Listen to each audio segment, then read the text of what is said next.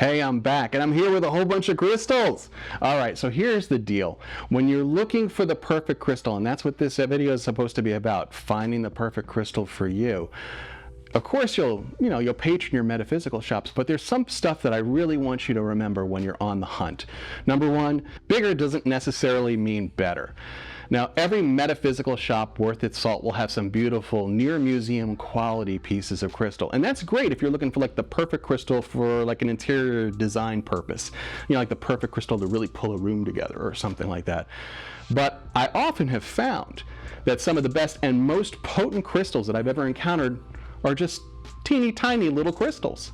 In fact, one time I got a ruby record keeper. I ordered it from India because that's where they find them. Those are stones, those are crystals that are used by people during meditation to access the Akashic records. So they sent me the big one, but they also sent me a gift of a little one along with it, and the little one was like exponentially more powerful than the big one. So much so that people that I know who are energetically attuned could see it vibrating from across the room. Okay, so again, bigger is not necessarily better. Now, when you go into a metaphysical shop and you encounter crystals, you want to interact with them, okay? You want to actually get into the bowl. Like for this for instance, this is a piece of lepidolite. Lepidolite is often known as the Prozac stone. It's a great calming stone. It's a good stone for depression to kind of carry around with you. But if you're really looking for the right piece, you're going to get into that bowl and you're going to interact with every piece of lepidolite in that bowl to see which one sings to you the most, okay? Whichever one talks to you the most, that would be the one that is most likely interested in going home with you and working with you forever. I had an encounter like that once. I walked into a metaphysical shop and a couple of pieces of blue aventurine, these two pieces actually, called at me from the shelf. And I had to get over there and check them out. Now, I didn't know I needed blue aventurine at the time, but the blue aventurine knew that I needed them at the time, and they were right. Okay, so always trust your instincts when you walk into these shops.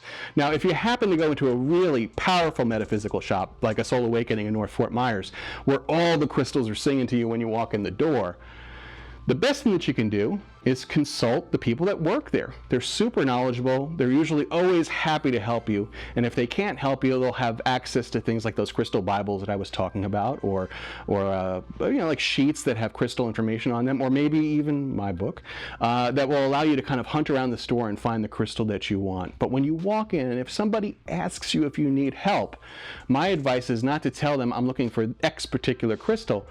Say, I'm looking for a crystal that does healing, or I'm looking for a crystal that will bring clarity, or I'm looking for a crystal that will help me sleep. Because even if you found something online or in a book already, those folks that work in those metaphysical shops are incredibly knowledgeable. Use them for their knowledge.